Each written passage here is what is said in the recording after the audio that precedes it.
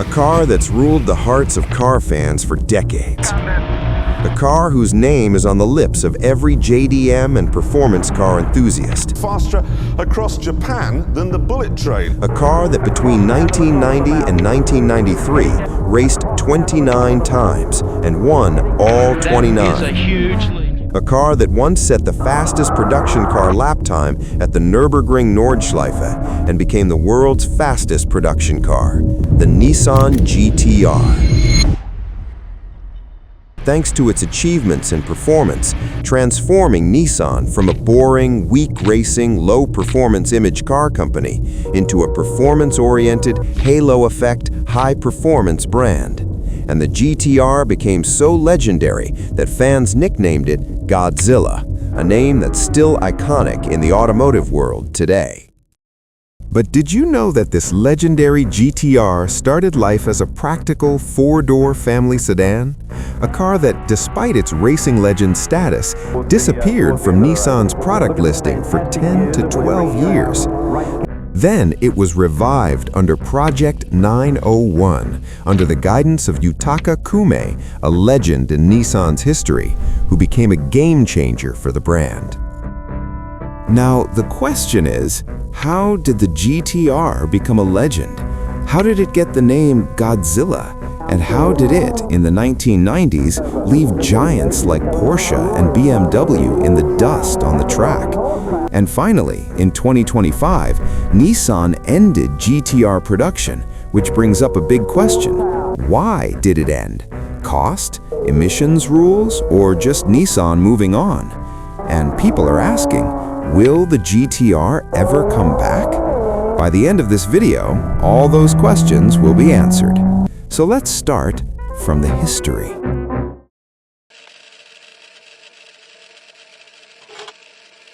Our story starts in 1969, when Nissan did something unexpected. At a time when most manufacturers were focused on family sedans and basic transport, Nissan released a car that looked like a regular four-door Skyline but had the heart of a race car. That car was called the Skyline 2000 GT-R, codename PGC-10, and later known as the Hakosuka.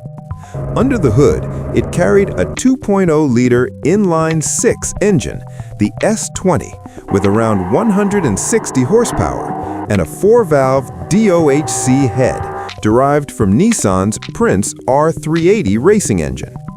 On paper, the specs might not look extreme today, but in the late 1960s, this was a serious performance engine. On the track, the GT-R quickly proved it wasn't just a showpiece.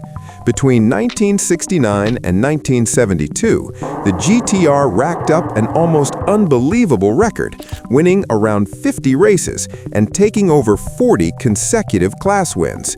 It became known as the Skyline Monster because no matter who they put on the track, the GT-R kept winning.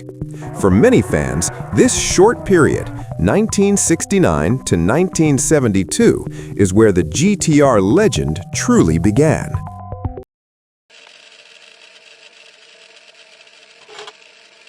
But then, the world changed. In 1973, Nissan introduced the second-generation Skyline GT-R, still powered by a 2.0-liter inline-6, still built to race, but launched at the worst possible time. The oil crisis hit, fuel prices soared, and demand for sporty cars collapsed. In the end, only 197 units were made, and the GT-R badge disappeared from Nissan's lineup. For the next 10 to 12 years, Nissan became known for boring, boxy sedans, and the GT-R was reduced to a memory that older fans still talked about. By the mid-1980s, Nissan was struggling, losing races, losing sales, and losing its image as a performance brand.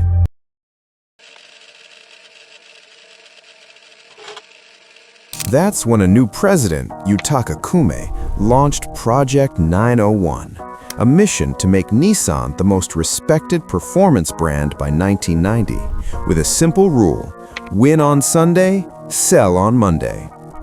The perfect car to symbolize that comeback? The GT-R. Nissan tried again with the R30 and then the R31 Skyline. But on the track, the R30 struggled, and the R31 could not keep up with the Ford Sierra Cosworth and the BMW 635 CSI. Engineers saw the writing on the wall.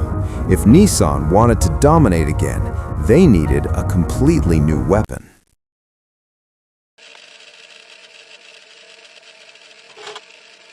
So, in 1989, they unleashed the R32 Skyline GT-R. This was Nissan's answer to everything they had learned over the past 20 years. Under the hood sat the RB26 DETT engine, a 2.6-liter twin-turbo inline-six, producing around 310 horsepower on the road, printed as 276 horsepower in Japan because of the gentleman's agreement. On the road, it used the Atessa ETS all-wheel drive system, keeping the car mostly rear-driven and sending power to the front only when the rear wheels slipped. To increase stability, Nissan added HICUS, a four-wheel steering system, making the GT-R quick in corners and stable in a straight line. In 1990, Nissan entered the Japanese Touring Car Championship with the R32 GT-R, and the result was almost unbelievable. The GT-R won every single race it entered.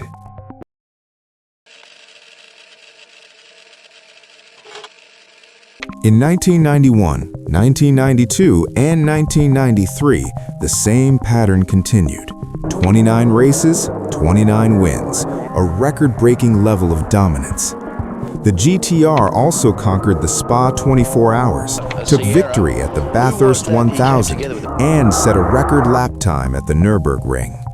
It became the fastest production car many people could buy and one of the most feared machines on the track. And in Australia, the press found the perfect name. They started calling it Godzilla, the city-stomping monster from Japanese pop culture. The GT-R had come a long way, from a humble four-door sedan in 1969 to a forgotten legend in the 1970s, to Nissan's last hope in the 1980s, and finally, to the dominating Godzilla of the 1990s. After all the wins, all the records, and all the battles, what really makes the GT-R legendary is not just how fast it was, but how it changed Nissan's image in a single generation. The GT-R didn't just win races, it proved that a Japanese brand could build a car that could beat the best in Europe on the world's toughest circuits. That's why the GT-R was never just a fast car, it was a statement that Nissan was serious about performance. And the nickname, Godzilla, it wasn't gifted by a marketing team. It came from the moment the R32 showed up in Australia, smashed the competition, and left a trail of broken lap times and broken confidence. The press, trying to describe something unstoppable, had to call it a monster. And the name stuck because the car actually lived up to the hype. You would have noticed at 11 the Nissan GT-R, the next generation vehicle. It's a remarkable car. As the years rolled on, Nissan carried the GT-R spirit into the 21st century. R33, R34, and finally the GT-R R35, each generation trying to keep the spirit of the original alive while adapting to new rules, new customers, and new technology. By the time the R35 arrived, it had become Nissan's 21st century halo machine. Loud, fast, complex, and expensive, but still built around the same idea, being the performance flagship of the brand. But the world was changing faster than the GT-R could adapt. Emissions rules tightened.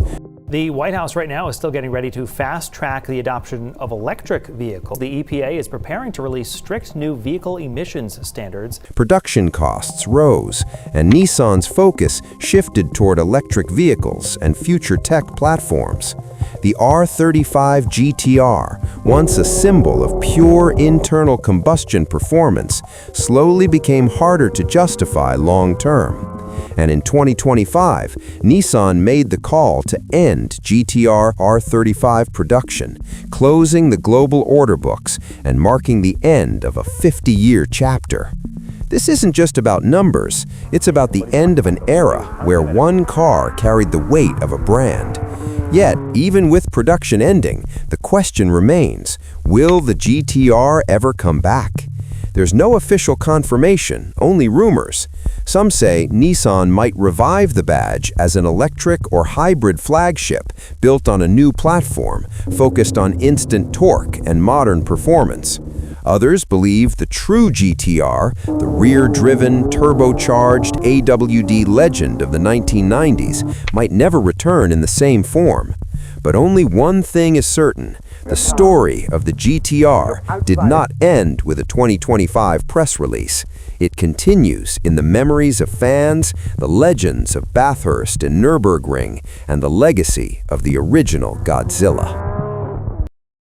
The GT-R story is simple but powerful. It started as a four-door family sedan, turned into a racing legend, and became a symbol of Nissan's performance spirit. Even though the GT-R R35 will stop being built, the legacy continues in every track record, in every Godzilla story, and in the fans who still worship the original machine. So, here's a question for you. What does the GT-R mean to you? Is it a racing legend, a personal dream car, or just an icon of Japanese performance? Drop your answer in the comments. And if you want to see more stories like this, hit subscribe, because the history of the GT-R is far from over.